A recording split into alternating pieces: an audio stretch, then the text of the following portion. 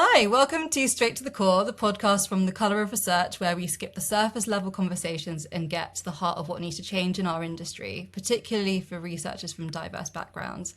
I'm Annabelle. I'm Kathia. And for our very first episode, we're joined by someone who feels like the perfect person to set the tone for the conversations we want to have. Shazia has built a career across client-side insight, agency leadership, and she's also been a hugely important part of CORE and a long-standing advocate for, diversity and inclusion in our industry. But on a personal note, Shazia also used to be my mentor. So she's someone I've looked up to for a long time because she doesn't just talk about inclusion, she's willing to challenge the industry and herself and on whether we're actually delivering that inclusion. So, Shazia, thank you so much for joining us for our first episode. Before we put you on the spot, how are you? Well, thank you so much for having me. I'm good. I'm enjoying. I'm going to be really British now and say I'm enjoying the warm weather. It's been really lovely.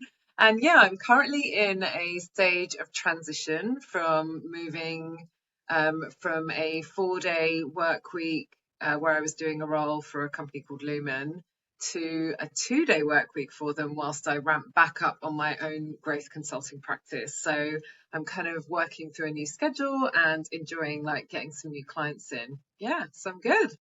Exciting. I mean, lots of change. But Shazia, let's get straight to the core then. What's your hot take? Okay, so my hot take is that I think we have never, as an industry, been talking more about inclusion. I think we're talking about it way more now. We have so many special interest groups. It's great, right? But my hot take is that despite all the conversation, I think we have a hell of a lot more performance going on than ever before. So I think that where once we were building these groups in order to try and tackle challenge when it came to driving equity and inclusion, we have moved forward to just people platforming themselves and businesses saying one thing but doing something else completely internally. And I think we're probably making some of our issues worse than better. So it's a somewhat controversial hot take. Bold. Yeah, very bold. I mean, when did you first start to feel that something had gone wrong? When did you get that feeling? So that's a great question. I started to feel it when COVID happened and suddenly everybody wanted to participate in this sort of work, which was great. But what I started to notice was more and more people of colour were struggling to feel settled inside the cultures of the companies that they worked in. So what they were doing was they were having a lot of folks in leadership, which is where I sit. I've been a CEO, and so I know how hard that role is, and I know that it comes with, having to ensure that you build a professional environment where people actually do the work, as well as creating space for everybody to feel safe. But it's and not an or. And what I started to notice were more and more people of colour were coming to me and sort of saying, we're working in businesses where there's a DEI team, or we're having a chat about this stuff, and my bosses are saying, oh, it's really great. We'd like to platform you as the diverse person and ask for your perspective. But actually, it was all performative. It wasn't like we're going to hear what you're saying and then we're actually going to get uncomfortable and do some stuff that's possibly going to affect us and hurt us and take away some of our power and redistribute it. And when I started to notice that, I realized that the reason that it was happening was because that's exactly what it is. It is a request for power to be shared. And that is where the system gets scared, because it'll undo the system that was built for a certain demographic to succeed and to hold most of the power. Do you think some of that had to happen though, in the sense of, well, you can disagree, in the sense of level setting where everyone's at? Because I'm hyper conscious, so I joined a strategic DI consultancy in the peak of that request for more support and yeah, essentially educating, empowering people to not only learn but step up, etc. Yep. Yeah, what do you think? Would you think that felt like the right way to approach it, requesting a share of power, or do you think we could have approached it differently? So I think it absolutely was the right thing to do. And I actually, I'm a huge fan of the agency that you used to work for. I know the founder, and the work they do is incredible. And what I think, it was correct to kind of go in and say, hey, like, we form an enormous part of the conversation in the industry. We do not form enough of the decision making. But also in research, and this is specific to research, and bear in mind, like, my roles have taken me from working within kind of traditional market research, but to things like advertising, media, and marketing. So just on the sort of peripheral space. But in market research specifically, our job is to represent the population of the nation, and that covers a hell of a lot of us. And so I think it was absolutely right. I think what happened was, we approached it, and we still are trying to approach it well. It's just that there's the people that will need to kind of share power and step aside. They are faking it. Oh, that was harsh. But I think what's happening, God, I'm going to get cancelled. First First episode done. podcast episode just cancelled. I think what's happening is so my consulting practice is in business growth. And one of the things that I always say to my clients, which is the God honest truth in life as much as it is for business, is growth comes from leaning into discomfort, because it comes from change. And, the change management curve that you will see was created based on a curve that was made for grief and death by Dr. Elizabeth Kubler-Ross. So it's the same principles, right? And I think what happens is the system that was built, which was predominantly to service and allow the control to be had by straight, white, able-bodied men, that system, if we start to challenge it, they will lose control of it. And if they were all willing to share and share alike, it would be different. But that's not happening. I'll give you another example of, I've heard many a story. So women, so I'm part of the Women in Research Exec Network, and women will get to that table, right? We get the seat at the table, and we fight really damn hard to get there, and we go through a lot. Like, we could get into a whole other conversation around some of the challenges that we face with sort of misogyny, whether overt or whether sort of less overt. And when we get there, what happens is there's usually only one seat for women at the table. And then what happens is the women have to fight each other to get that one space, because again, there's two things that are happening. One is the powers that be are refusing to create a bigger table, which is actually what, but that also dilutes the amount of power that they have, right? If they share it more widely. And the other thing is that they're only making enough space so that it's not a 50-50 split, because let's be very clear that on the gender side of things, men know that women are really, really good and they're really powerful. So if we were 50% of the room, we'd probably overthrow them and it'd be a disaster. I'm really going to get cancelled, guys. But when it comes to sort of race specifically, because we are talking about colour of research, I think it's a little bit more complex than that, because when people of colour try and challenge the system as well, we also have a bunch of internalised stuff around this. I'm South Asian, so it is very much, and I'm a second generation immigrant, so my parents came here. My dad came when he was 16 from Uganda, and then my mum came over from Pakistan when she was 22.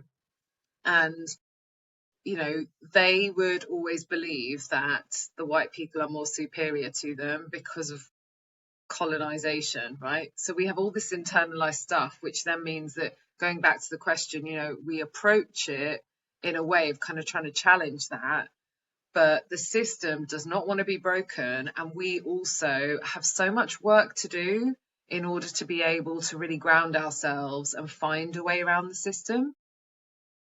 Yeah. I mean, there's so much of what you just said that's so relatable as another second gen immigrant. I remember when I was being really vocal about diversity, inclusion, and politics, my mum, bless her, was like, you don't want to like, not get a job because someone can see what you're posting online. And it's just like, well, I don't really want to work for an agency or a company that won't allow me to express my opinions, but also supporting people rather than blaming anyone or, being exclusive. So there's just so much in that. I mean, thinking about the like equity groups that have been formed over the last few years, then, I mean, like, what is the difference between what they're saying they're doing and what's actually happening in reality? Because I think on the surface of it, it can feel like there's all these groups doing so much, no? Yeah. So I think, well, I split this into two parts. So I'd say there's the industry-wide special interest groups, and then there's sort of DEI committees within individual companies. And if I start with the first cohort, I would say that those groups are usually always run by volunteers. So CORE is a great example. Like, we've got full-time jobs and then we're doing this on top. And that is so challenging because you require time. You also require permission from the businesses that you work for to create that time, and not at the expense of the work that you're doing to help drive revenue for them. Also, I think it requires a level of seniority, because when these groups are set up, understanding how these groups need to run like businesses is a learning curve for most people, because they're coming at it from a place of passion and they may never have run a business before. So it's really tough. I think so for those groups, it's more resource and it's pace. That's probably the bit that's hardest. For the DEI groups internally, this is a whole other thing. So a company will say, right, we need to invest in diversity and inclusion. So they'll get a HR person who'll say, I'm gonna make a team, right?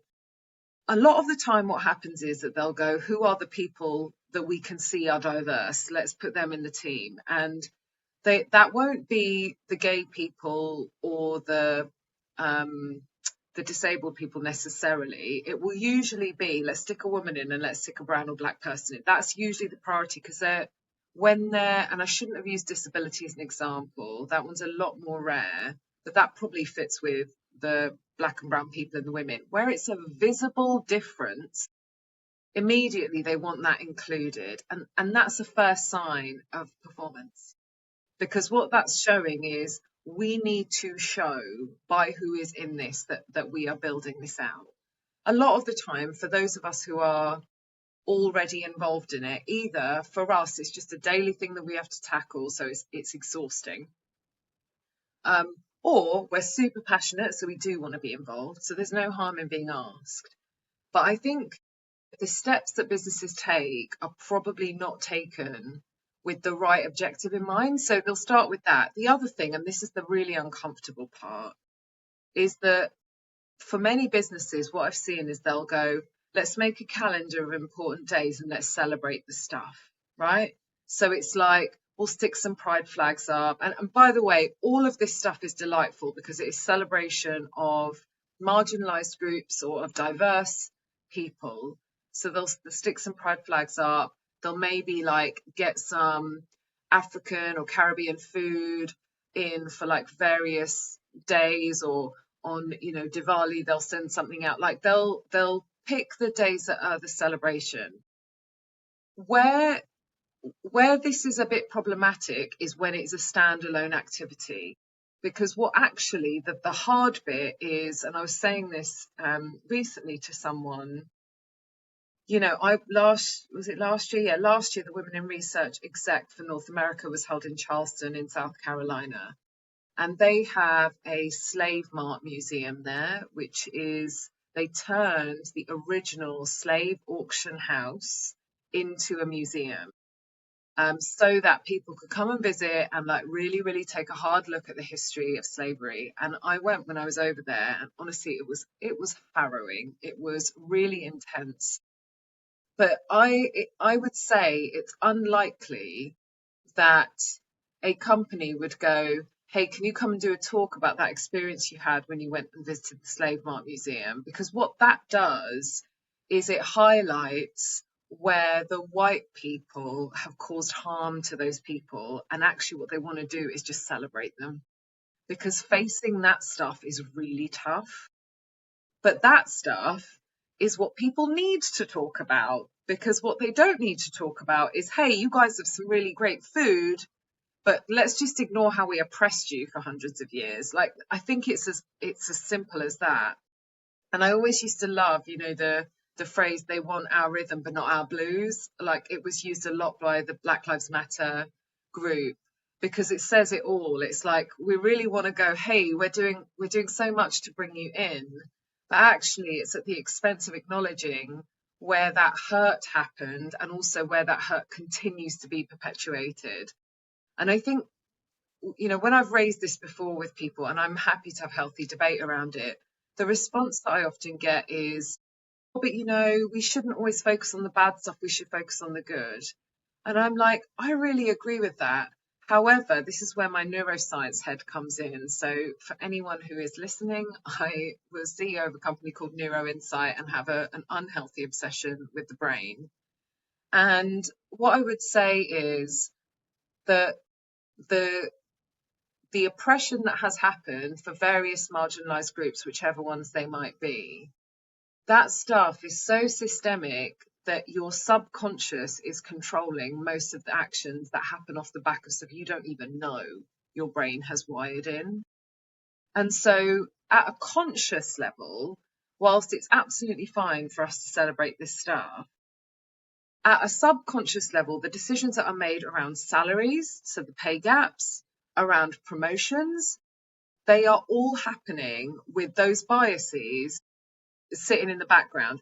If you don't talk about the hard shit, then you don't get that like really hard hitting confrontation of those biases, and also what the brain often does is it goes, well, that's not me, it's someone else. So we'll look at everyone else and think it's them. It's, we often look at, I know when Louis Theroux did the Manosphere documentary, loads of people were like, oh my God, this is so bonkers. And I was like, it's kind of everywhere. Yeah. It's just that it feels very far removed because an extreme version is being shown. I've experienced racism in the workplace, and it's so, I don't know what the right word is, but it's subtle. It's so subtle, and it chips away slowly. And if you ask someone, they'd say, well, it's not racism. That's just, it's just a casual conversation. That's why they're called microaggressions and not macroaggressions, right? Yeah. So, Yeah, especially in English culture, it can be sort of brushed under the carpet. It's just banter. There's a lot of that yeah. going around for sure. Why do you think we're afraid to I'm just thinking about your example with the like pride flags and bringing Jamaican food into the office. There's a symbolism for that, isn't there? It's like an entry, a signal to say we're a safe space. You are welcome. Yes. Come and have the conversation. What do you think happens in between that excitement of creating like the celebration of difference and then converting that to conversations of depth once you're within that safe space? Because there's clearly a bit of a disconnect, right, happening where the intention is often good. I'm not saying always good, but often good. For sure. But are we, and maybe this is a controversial question, but do you think these spaces are then a cop-out to have these uncomfortable conversations because you've almost you've signaled, we accept you, that's it? Yeah, I We'll think that they're a cop-out in so much as they're a moment in time. So, this stuff, it's like International Women's Day is one day. Pride is a month. South Asian Heritage Month is this month. Black History Month is in October. I was talking to somebody who said to me, Black History Month is every day for me because I'm Black. And I'm like, yeah, South Asian Heritage is every day because I have South Asian heritage, and I think what happens is those events, whilst obviously it's difficult to like have every flag and everything happening every single day, I think what's the space that you mentioned, sort of that gap is, and the cop-out piece is, we've done the thing where we've recognized it, now we move on. And actually it's a lifetime's worth of work. right? And it's ongoing. And also when they go, well, we're celebrating you, and then we're creating a safe space so you can come and tell your stories.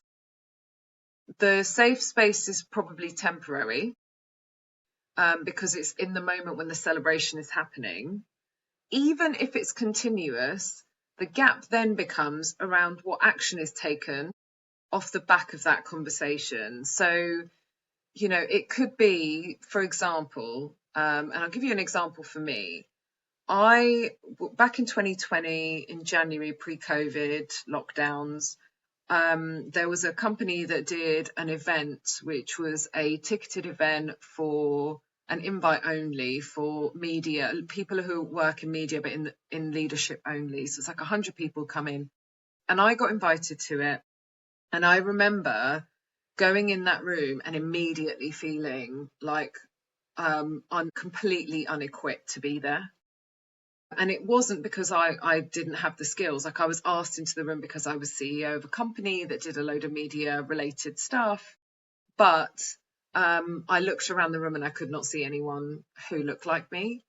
And majority of the businesses in that room will have had some sort of conversation around DEI in their businesses. And they had a panel event that day where they were like making an effort to diversify. And what that panel looked like was 3 blonde white women, because they were like, oh, look at us. We didn't just have dudes on stage. We put 3 blonde white women on stage, right? So they felt like they'd done their thing. The action piece that I was referring to the story on was me walking in and feeling like I didn't belong there.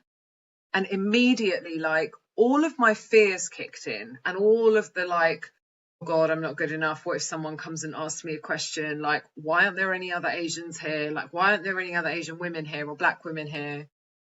And so the celebration followed by the let's talk about some of the stuff that's really hard for you if you're part of a marginalized group is great. But the action is always missing, and that shows in the leadership. Because that room, if it was diverse, that would show that action is taking place, because people would then be, when we talk about making safe spaces, it's safe spaces to grow. And actually what happens is we'll give you a safe space, but within the limitations of what we prescribe as safe for us. The systemic challenge is always going to be, we're going to make it look like it's safe for you, but actually safety for us is somewhere up here.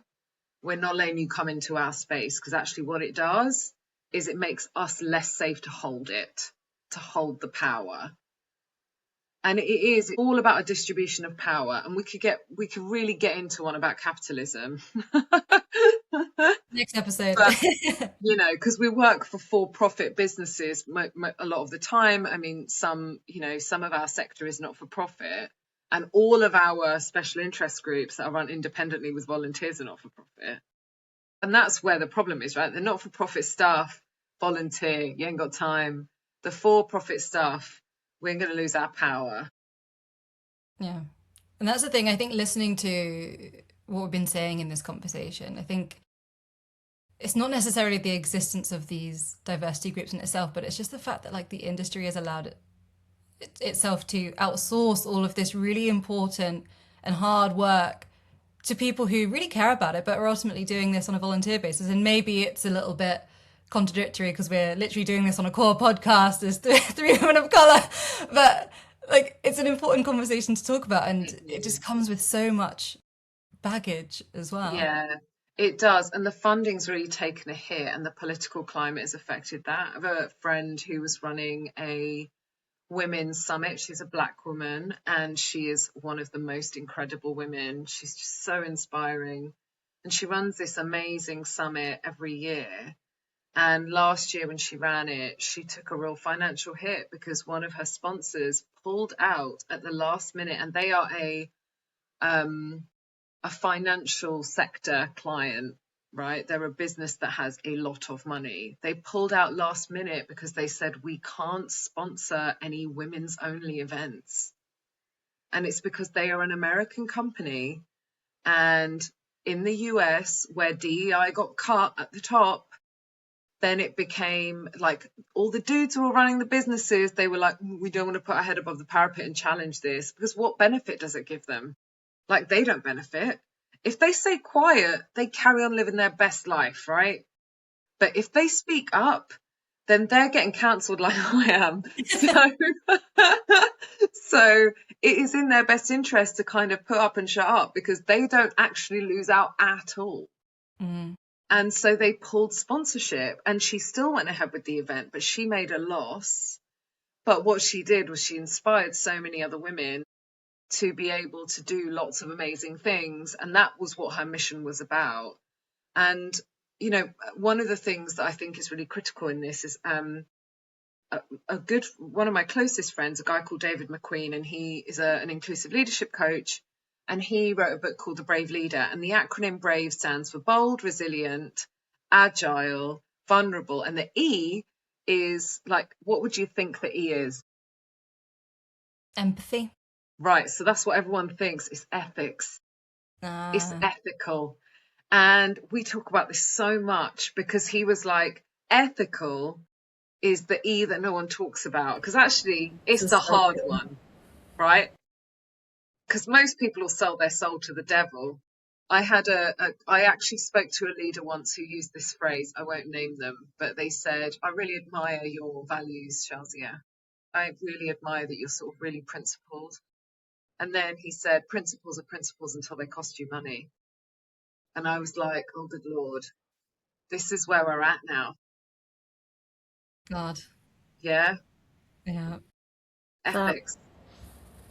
Yeah, that could be a whole conversation in itself. Yeah, it's wild, but it's, you know, it's where things are at. It's like, you know, where do you want to put your money? How do you ensure that you save your financial power and status? Yeah, and protect it. Yeah, above and beyond humanity. Yeah, and we're in a very dangerous space of more individualism over collectivism. Yeah. I'm going to switch us because I feel like we could rant about this all day. I'm going to flip us to thinking into the future, or even just tomorrow, even just today. If this is where the industry is going wrong, then what would meaningful progress look like to you? As in, like, what would need to happen next? Who's responsible for that? Yeah, so I think so meaningful progress and what would happen next.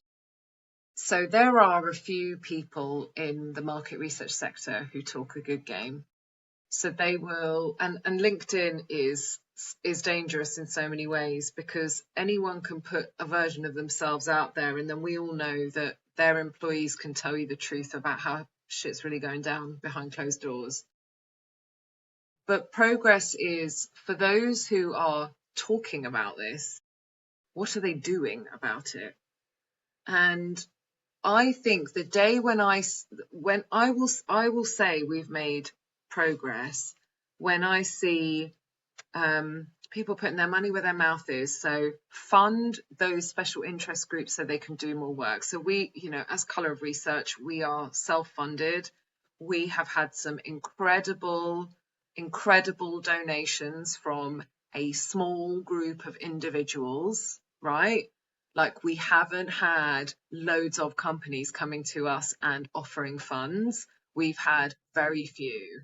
And I think what progress looks like is it doesn't actually cost them that much, because these CEOs are paying themselves a nice wage, right?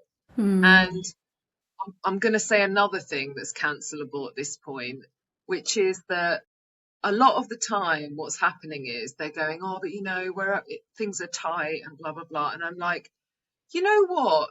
If you didn't have to buy like your bread from the farmer's market in some bougie part of London, you probably like would have a little bit, like, you're earning more money than you absolutely need to have.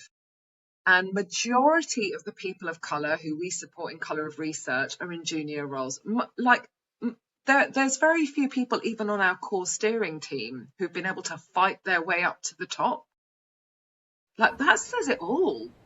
Yeah. and we're a group, not to blow our own trumpets, but a group of extremely intelligent, passionate Mm. people who are working their backsides off, not just in their job, but also on trying to change the world and make it better, right? So I think progress looks like more people contributing in a real way. So instead of just liking a post, coming to us and say, how can I help? Right? Can I offer up my office space to host an event that you're having? Right? That's free. They're paying the rent on the building anyway. Right? Yeah. Can I give you, I don't know, £500 so that you can get some, snacks and drinks so that your community can come together and like connect and support each other, right? It's a drop in the ocean for most of the people that I'm talking about. So that's one thing. I think for the future, what progress would look like, and this is a pipe dream, We love a pipe is dream. that, I know, right? Is that I see you two in C-suite roles. I see you two speaking on stage about stuff, right? Because I know you both and you're extremely capable. And there are not you two, and there are not lots of versions of you two doing that right now. And so I think, yeah, there has to be some sort of redistribution of the power. And I feel like the reason I call it a pipe dream is because somebody has to lose their power in order for someone else to gain it. And that's where the struggle happens, right? I was joking with my mum and dad. I was like, why do they not put a retirement age on politicians? Like, Oh when God. are these old dudes going to just step back, Yeah. right? It's like, and this is the problem. It's like the space cannot be made unless somebody relinquishes power. And it takes a level of groundedness and humility to be able to recognize that sharing that power is actually going to do better for the world at large, rather than keeping that power is going to serve the individual. Yeah. For someone who, this is interesting, isn't it? Because this is kind of the people with power having the ability to like, like essentially pass that on or give a share Yeah, to others.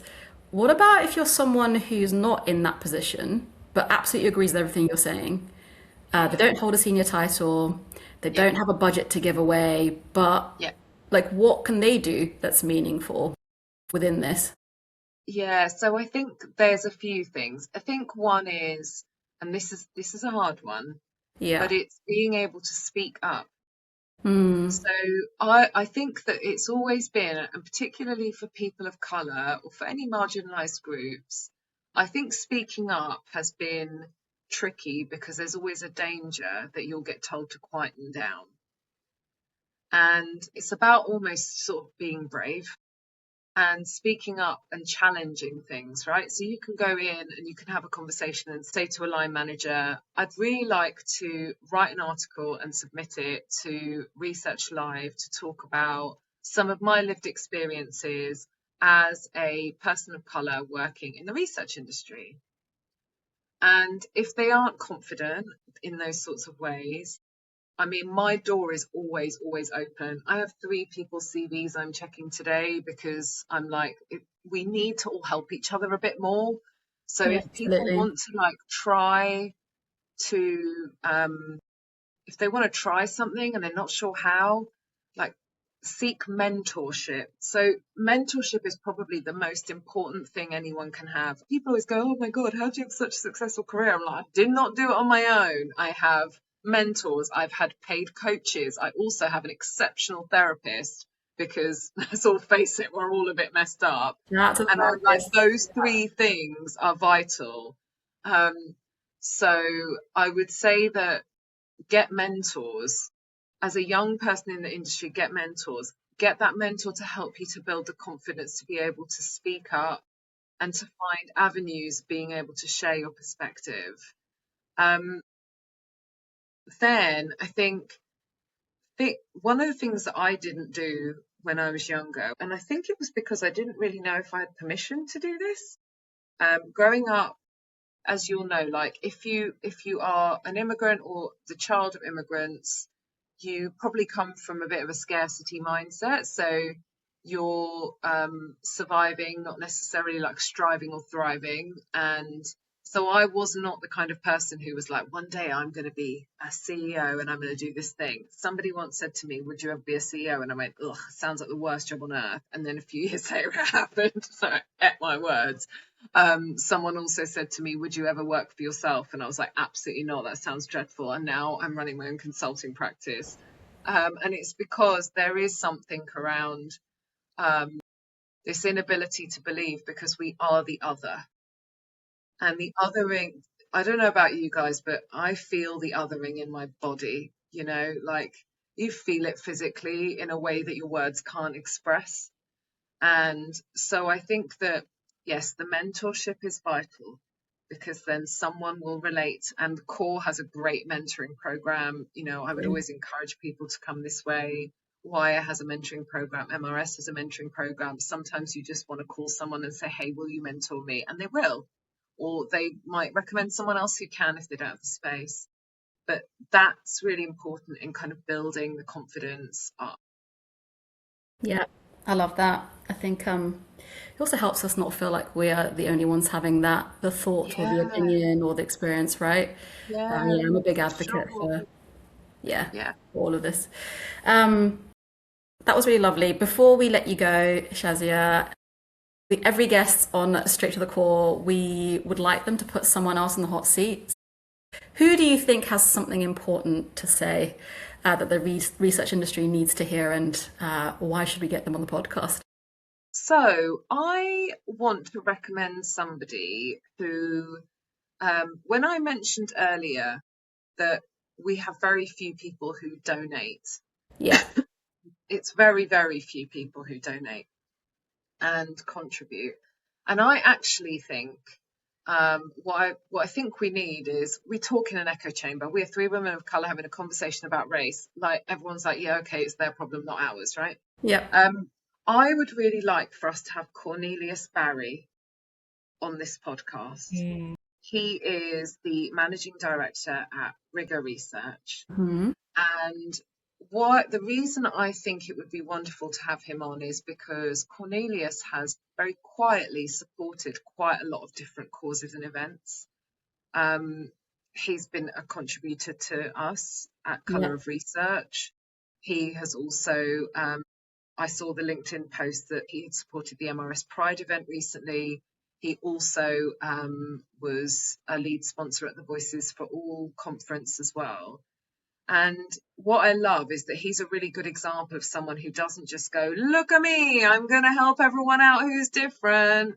He actually is funding it and then not platforming himself in the process.